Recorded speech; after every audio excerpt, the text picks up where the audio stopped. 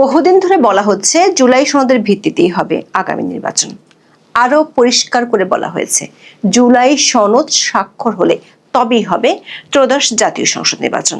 তার মানে জুলাই সনদ হলো নির্বাচনের জন্য পুলসিরাত। এটি পার হতে পারলেই নির্বাচন অনুষ্ঠিত হবে।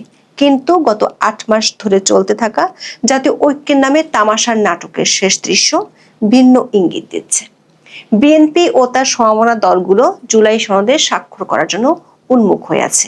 বিপরীতে সরকারি কিংস পার্টি এনসিপি ৩ কঠিন শর্ত জুড়ে দিয়ে বলেছে সেগুলো পূরণ না হলে তারা কোনো নাটকের অংশ হতে চায় না। আর এক মিত্র জামায়াত ইসলামী সনদ স্বাক্ষর অনুষ্ঠানে যাবে কি যাবে না তা পরিষ্কার না করলেও দলটির একাধিক সূত্র বলছে গণভোট নিয়ে তাদের শর্ত পূরণ না হলে তারা স্বাক্ষর করবে না। আর জামায়াত ইসলামী না গেলে তাদের পথেই হাঁটবে গত 18 সেপ্টেম্বর থেকে যুগপৎ আন্দোলনে নামা আরো 6টি দল। আবার ভিন্ন কারণে এরই মধ্যে অধ্যাপক ইউনূসের জাতীয় ঐক্যের অনুষ্ঠানকে লাল কার্ড দেখিয়ে দিয়েছে 4টি বামপন্থী দল। ফলে প্রশ্ন উঠেছে, প্রধান মিত্রদের না খোশ করে অধ্যাপক ইউনূস শুধু বিএনপিকে খুশি করতে গিয়ে জুলাই ঘোষণাপত্রের মতো আরেকটি লোক দেখানো শোডাউন করবেন? যদি তিনি সেটি করেন তাহলে তার সবচেয়ে কাছের 2 মিত্রই হয়ে যেতে পারে তার সবচেয়ে বড় শত্রু। এমন পরিস্থিতিতে একটি পক্ষের প্রশ্ন হলো, এমন শাখের করাতে পড়ে অধ্যাপক ইউনূস কি পুলসিরাত পার হতে পারবেন? তবে অন্য পক্ষের আশঙ্কা পুলসিরাত আদৌ পার হতে চান না বলেই কি বহুদিন ধরে এই ঐক্যমত্য কমিশনকে দিয়ে তিনি তিলে তিলে নাটক জমিয়েছেন। কারণ 2 মিত্রের দাবি মেনে নিলে বর্তমান নির্বাচন কমিশন ও সংবিধানের অধীনে নির্বাচন হওয়াই সম্ভব না। দিনভর চেষ্টা করেও 2 মিত্রকে রাজি করতে না পারায় শেষ পর্যন্ত আরো 1 দফা মেয়াদ বাড়ানো হয়েছে ঐকমত্য কমিশনের। বিস্তারিত জানতে চলুন যাওয়া যাক বিশ্লেষণে।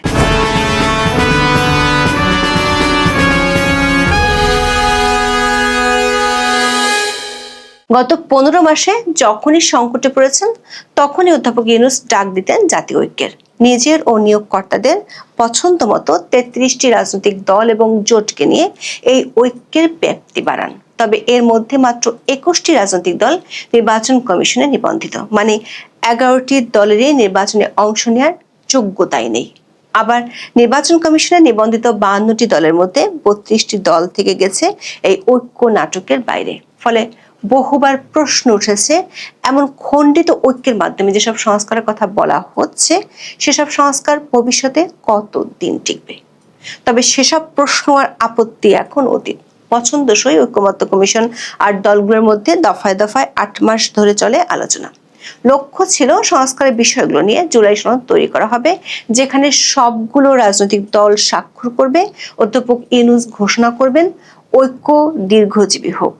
শেষ 1 মাসে এই ঐক্যের সুতায় গিট্টু লেগে যায়। জুলাই সনদ বাস্তবায়ন কিভাবে হবে তা নিয়ে আমরা দেখেছিলাম ঐক্যমত্য কমিশন নিজেদের ঠিক করা বিশেষজ্ঞ দিয়ে কিছু পদ বাতলে দিলেন।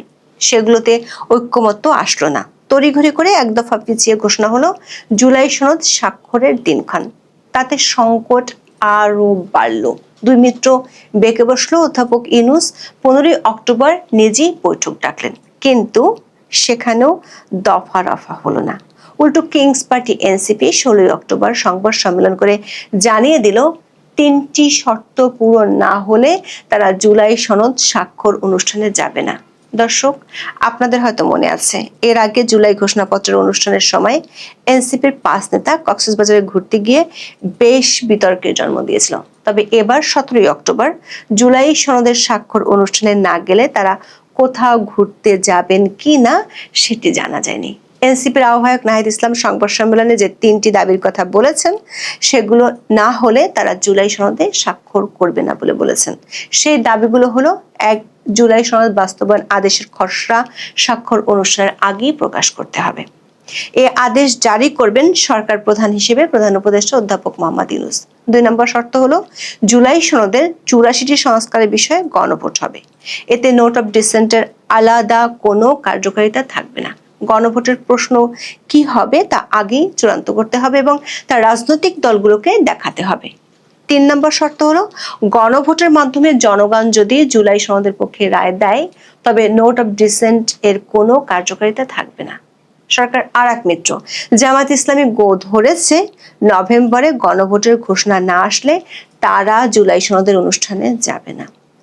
শুধু জামাত নয়, তাদের সাথে আছে আরো 6টি দল, যারা গত 18 সেপ্টেম্বর থেকে পিআর সহ নানা দাবিতে যুগপৎ আন্দোলনে নেমেছে। জামাত ইসলামীর সেক্রেটারি জেনারেল মিয়া গোলাম পরোয়ার বলেছেন, জাতীয় সংসদের উভয় কক্ষে পিআর পদ্ধতিতে নির্বাচনের জন্য জুলাই সনদে আগামী নভেম্বরে গণভোট আয়োজনের প্রস্তাব অন্তর্ভুক্ত করা না হলে সনদে স্বাক্ষর করবে না দলটি।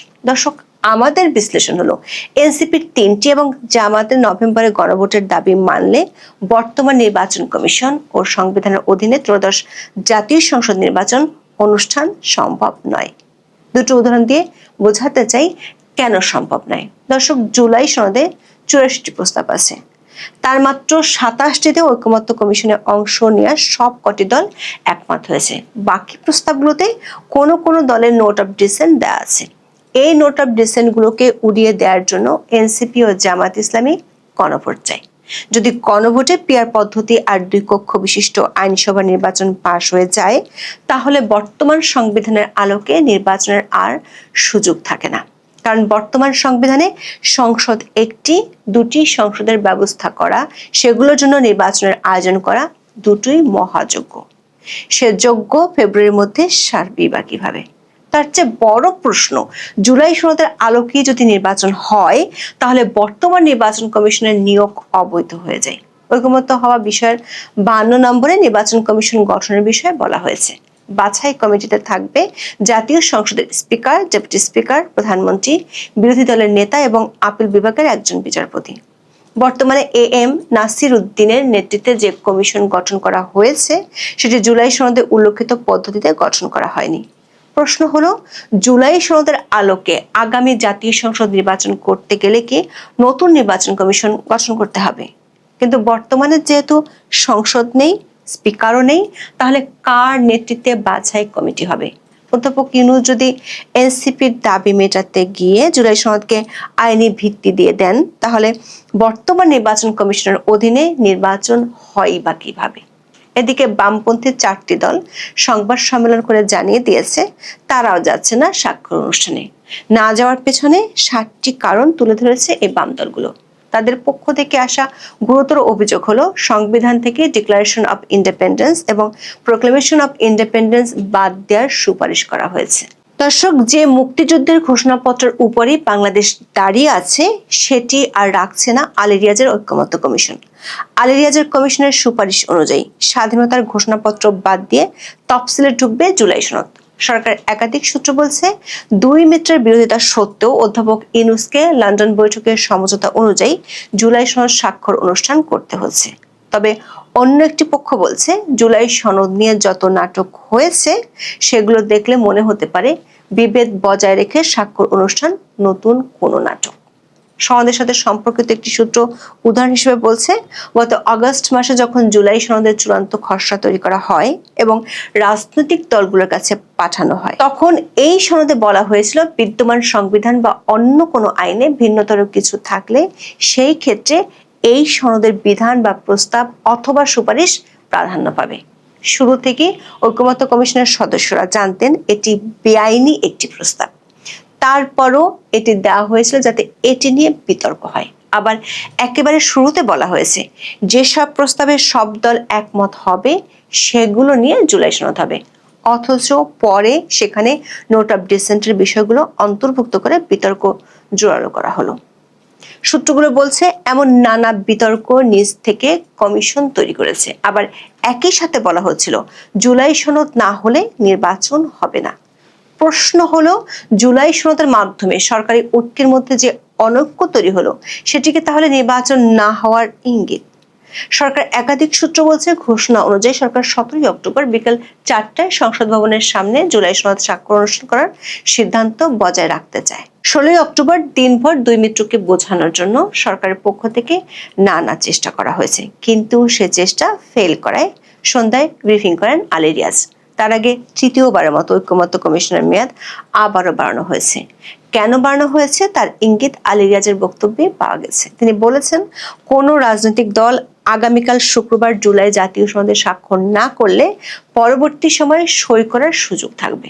তার মানে সরকার 2 মেট্রোকে ছেলে ভোলানো গল্প বলার আরেকটু সময় পাবে। দর্শক, এখন সরকার ভাষ্য মতে রাষ্ট্রের টাকা খরচ করে জুলাই সনদের স্বাক্ষর অনুষ্ঠান একটি আনুষ্ঠানিকতা মাত্র। প্রশ্ন হলো, সংস্কার করার নামে যে জুলাই সনদের জন্য গত 15 মাস ধরে নির্বাচন দেয়া হলো না, সেটি একদিনের মধ্যে আনুষ্ঠানিকতা হয়ে গেল কেন?